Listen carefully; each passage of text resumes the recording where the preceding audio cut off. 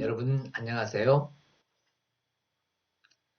오늘은 마가복음 3장 20절부터 35절까지를 본문으로 하여 그리스도 안에서의 새로운 가족이라는 제목으로 말씀을 나누겠습니다. 사회를 구성하는 가장 기본적인 단위가 가정입니다. 그래서 한 사회가 건강하게 성장하려면 제일 먼저 가정이 건강해야 합니다. 가정이 건강하다는 것은 가족 구성원 모두가 보편적 가치관에 위배됨이 없이 자신의 몫을 다하며 사랑과 신뢰 속에서 가족들 간의 화목한 관계를 유지하는 것을 말합니다. 이런 가정이 되기 위해서는 먼저 부모의 역할이 대단히 중요합니다. 부모는 자녀들이 전통과 사회의 가장 기초적인 규범들을 체득하고 건강한 사회 구성원이 되도록 그 삶이 모범이 되어야 합니다. 특히 성도들의 가정에서는 부모의 신앙이 그 자손들에게 이어지는 역할을 감당해야 합니다. 우리나라에 기독교가 들어온 후 가정에서 가장 문제가 되었던 것이 제사입니다.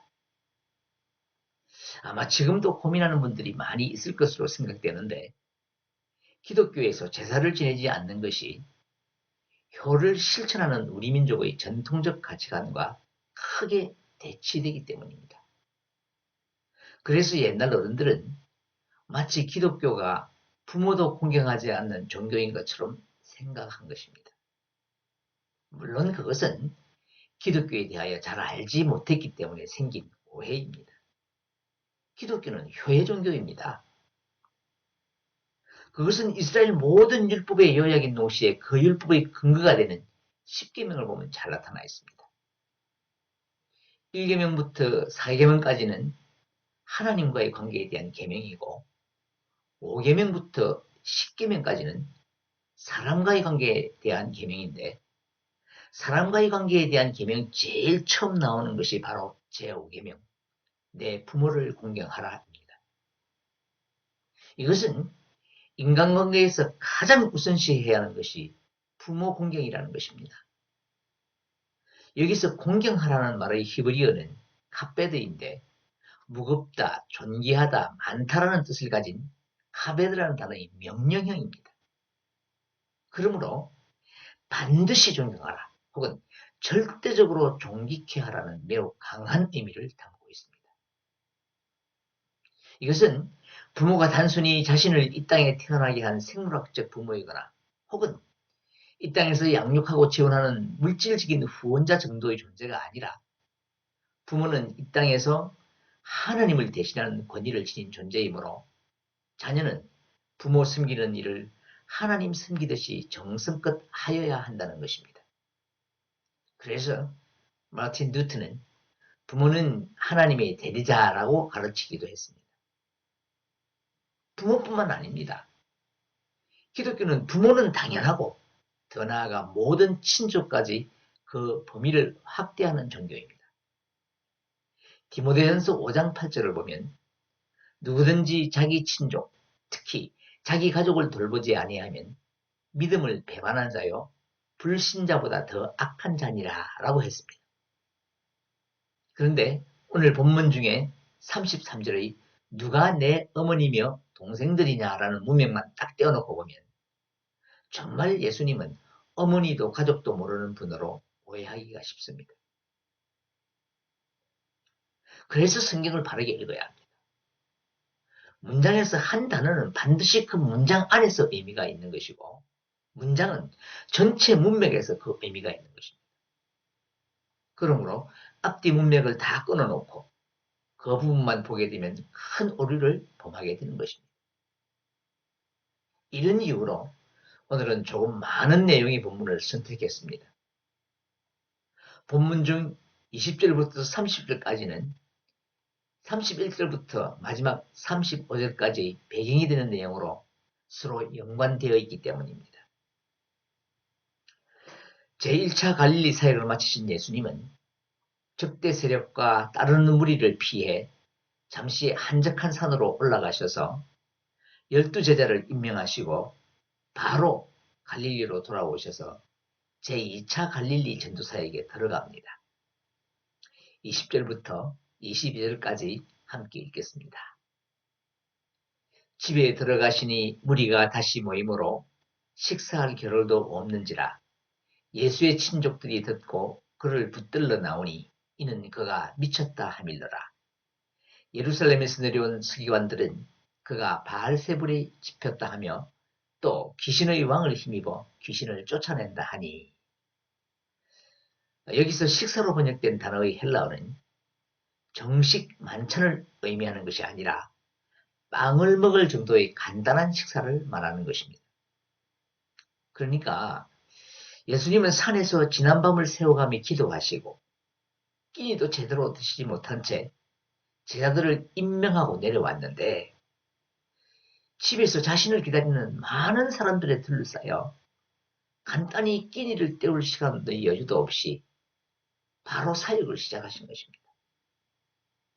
그런데 그 사역이 시작되자마자 멀리 예루살렘에서 온 서기관들 뿐만 아니라 그의 사역을 지켜본 갈릴리 사람들이나 심지어 자신들의 친족과 가족들까지도 하나님의 아들이신 예수님을 귀신에 들린 미친 사람으로 취급을 했습니다.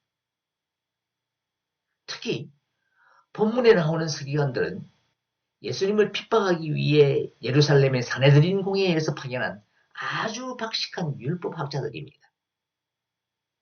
그들이 예수님을 향하여 바알세불의 힘으로 귀신을 쫓아낸다고 공격했습니다.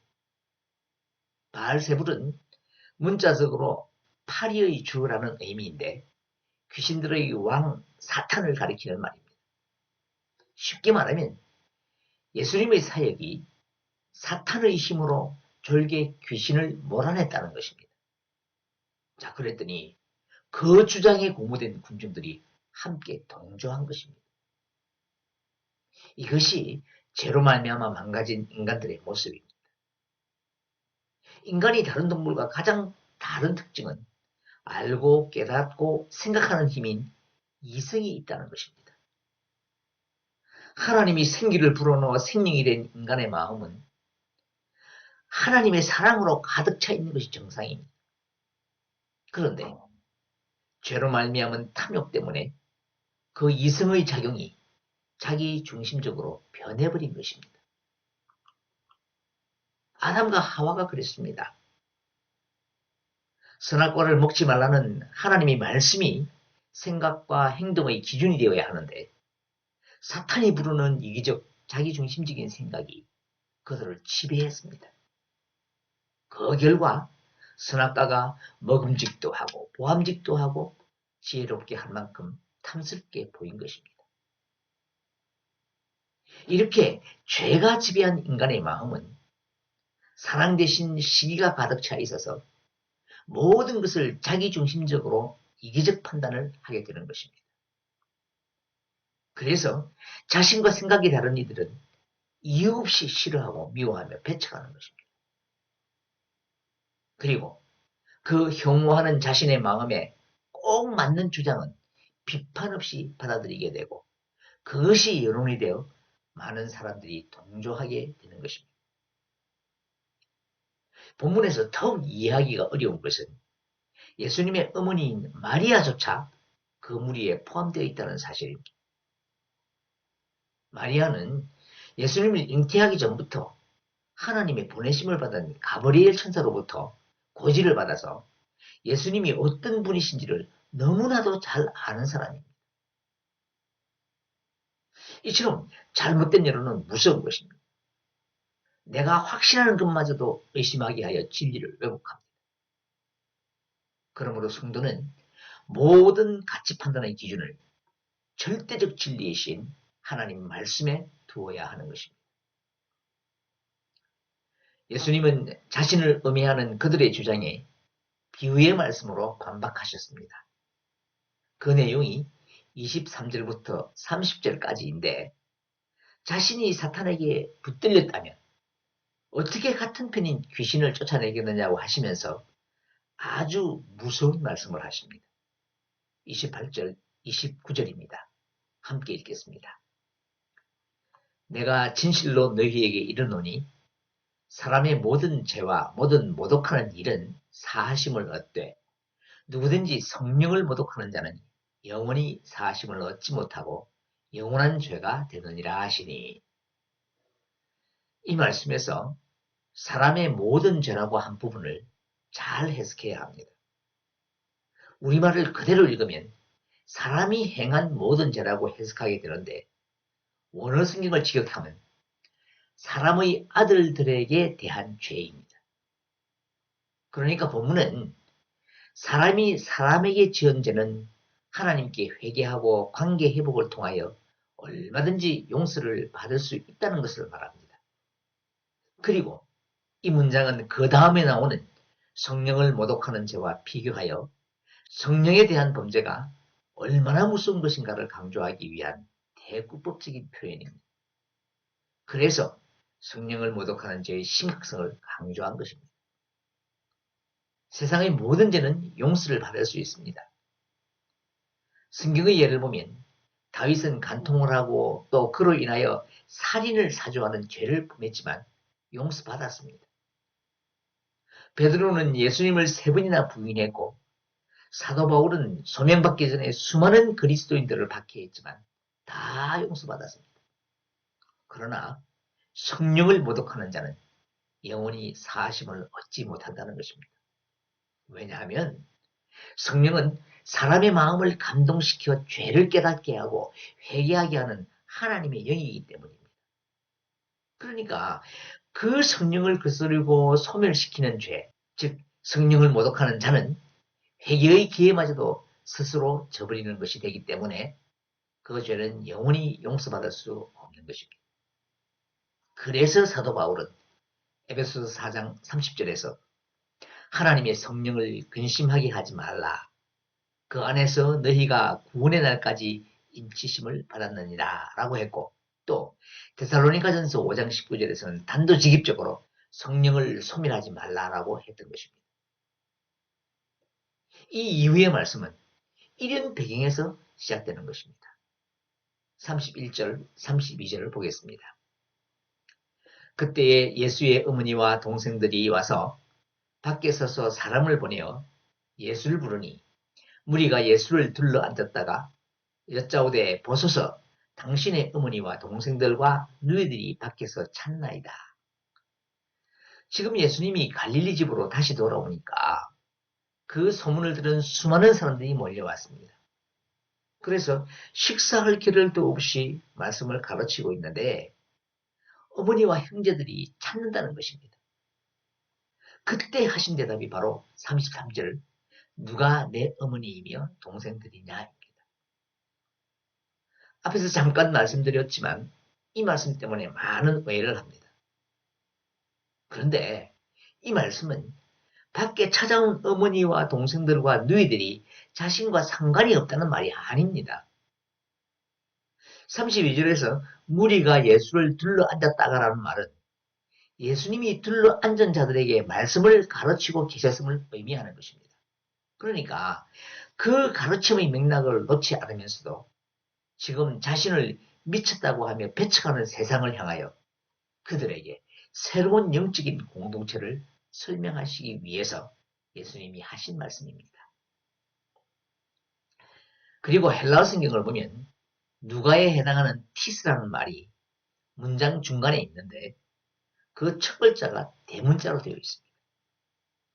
이전에도 말씀을 드렸지만 헬라어에서 문장 중간에 있는 단어가 대문자로 시작하는 것은 굉장히 중요하다는 강조법입니다. 그러니까 이 말씀은 누가 우리의 부모고 누가 우리의 형제인지를 새롭게 정의해 주시겠다는 말씀입니다.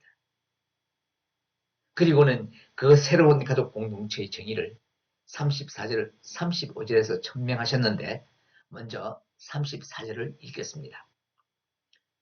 둘러 앉은 자들을 보시며 이르시되 내 어머니와 내 동생들을 보라. 지금 예수님은 밖에 찾아온 어머니나 동생들이 자신과 상관이 없다고 말씀하지 않으셨어요. 그들은 분명히 당신의 어머니이고 동생이고 누이인데 예수님의 말씀은 그런 혈연적인 가족 말고 앞으로 세워질 영적인 새 공동체의 가족을 말씀하신 것입니다. 여러분, 이 장면을 한번 상상해 보십시오. 예수님이 모여있는 많은 무리에게 말씀을 가르치고 있는데 그곳에는 예수님을 미쳤다고 하는 사람, 바알세불이 집혔다는 사람들이 예수님이 어떤 대답을 할까 하며 예의주시하고 있습니다. 그런데 예수님이 참으로 기가 막힌 대답을 하신 거예요. 질문의 내용을 그대로 유지하면서도 새로운 영적 가족에 대한 가르침을 주신 것입니다. 그 영적 가족이란 혈연 관계와 상관없이 진정한 아버지이신 하나님을 섬기며 그분의 말씀에 순종하며 함께하는 사람이라는 것입니다. 그리고 이 말씀을 통하여 그런 사람들로 구성될 새로운 가족 공동체가 곧 세워질 것이라는 것을 암시하고 있는 것입니다. 그 새롭게 탄생할 가족 공동체가 바로 교회입니다. 그래서 교회가 감당해야 할 역할이 많이 있지만 그 중에 중요한 것이 영적인 가족 공동체로서의 역할입니다. 안타까운 것은 현대의 교회들이 이 역할의 중요성을 간과하고 있다는 것입니다. 얼마나 많은 사람이 모이는가에는 관심이 집중되어 있는데 그리스도의 피로 한 가족이 된 성도들의 영적 교제에 대해서는 별로 관심이 없습니다. 그러다 보니 수많은 사람들이 성도라는 이름으로 예배함의 주의를 지키는데 영적 가족으로서 친밀하게 교통하는 성도의 모습은 찾아보기가 힘듭니다. 그저 설교 듣는 청중으로 왔다가 그 말씀에 잠시 위안을 얻고 돌아갑니다. 그래서 정작 중요한 하나님의 나라에 대하여는 별 관심이 없게 되는 것입니다. 자, 그렇다면 예수님을 중심으로 한 진정한 영적 가족이 되기 위해서 어떤 조건이 필요한지를 살펴보겠습니다. 35절을 함께 읽겠습니다. 누구든지 하나님의 뜻대로 행하는 자가 내 형제요, 자매요, 어머니이니라. 이 말씀은 지금 이기적 형식주의에 사로잡혀 예수님을 메시아로 보내신 하나님의 뜻을 제대로 이해하지 못하여 오히려 그 사역을 가로막는 자들에게 예수님이 밝히신 영적 가족의 정의입니다.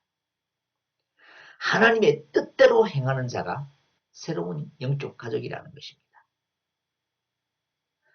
성경에 하나님의 뜻에 대한 말씀이 여러 곳 있습니다.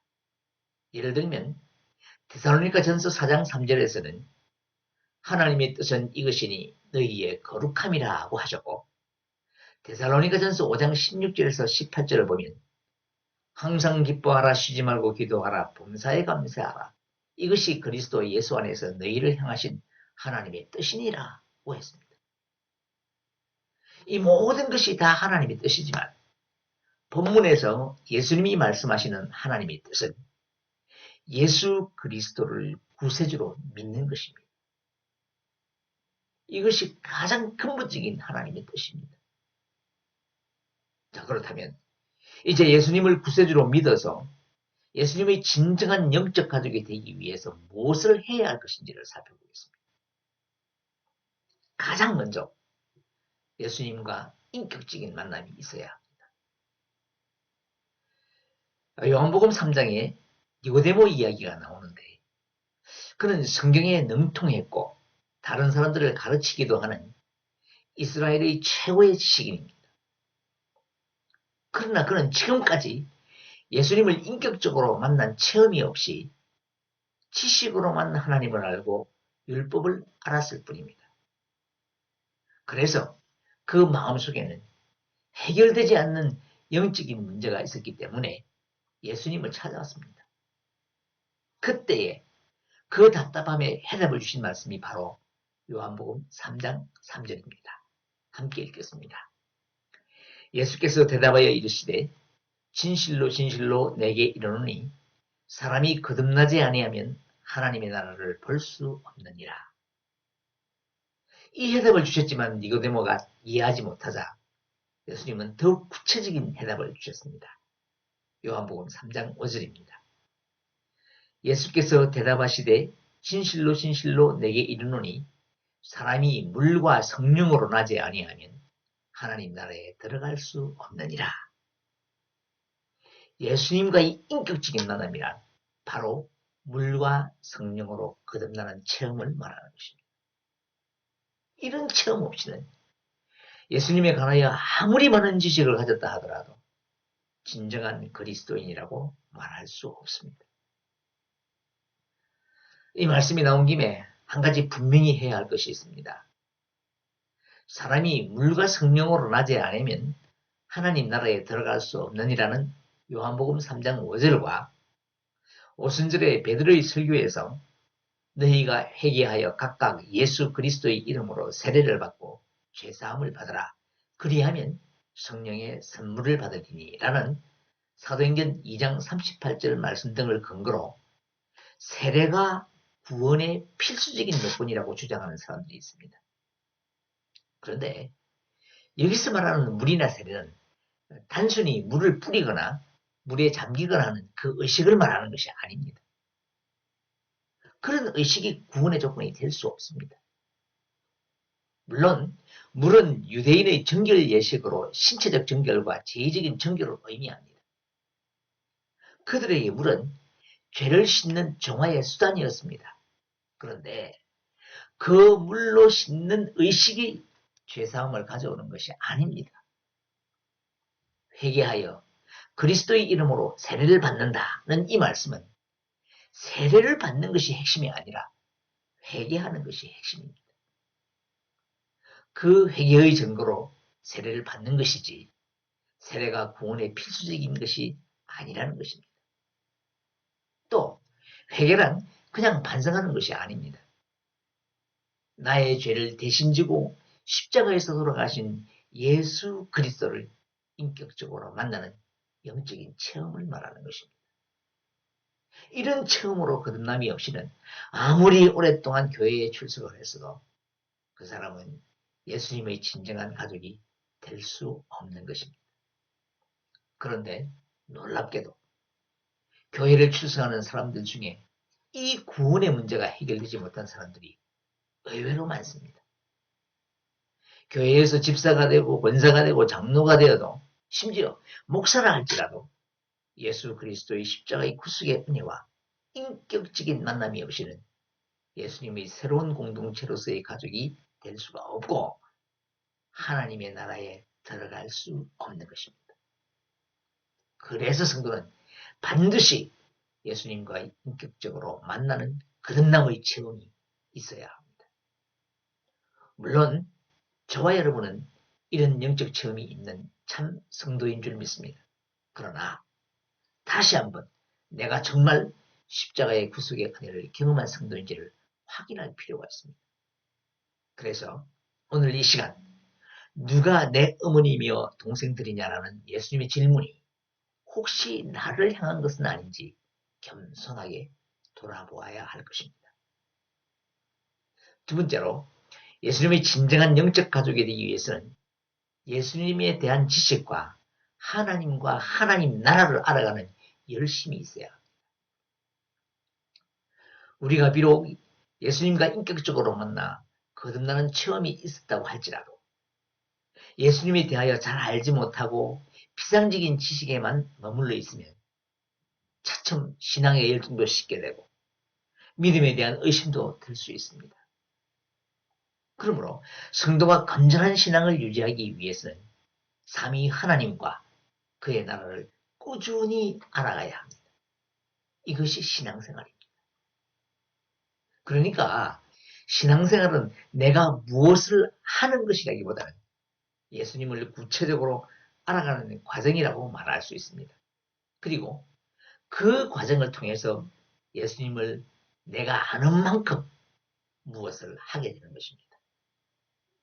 그래서 호세아 선지자가 호세아서 6장 3절에서 우리가 여호와를 알자 힘써 여호와를 알자라고 강하게 선포한 것입니다. 자, 그렇다면 우리는 어떤 방법으로 하나님을 알아갈 수 있을까요? 그것은 하나님의 말씀을 주야로 묵상하는 것과 기도하는 것입니다.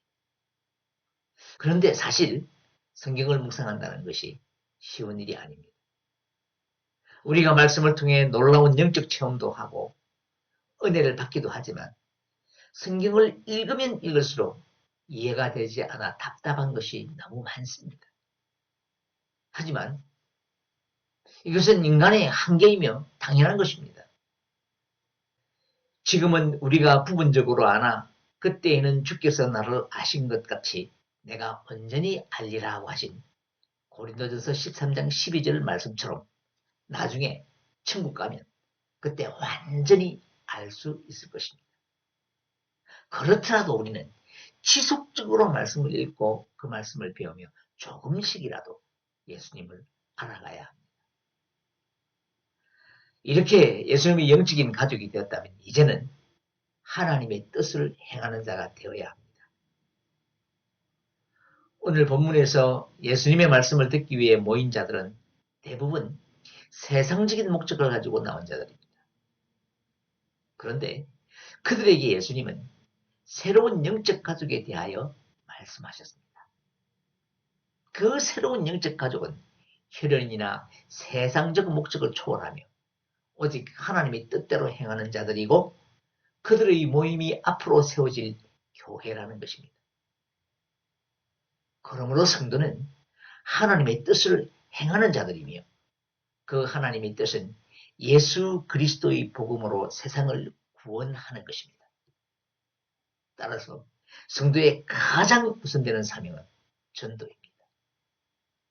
그래서 부활하신 주님이 성천하시기 직전에 너희는 온 천하에 다니며 만민에게 복음을 전파하라고 우리에게 명령하신 것입니다. 이제 말씀을 맺겠습니다.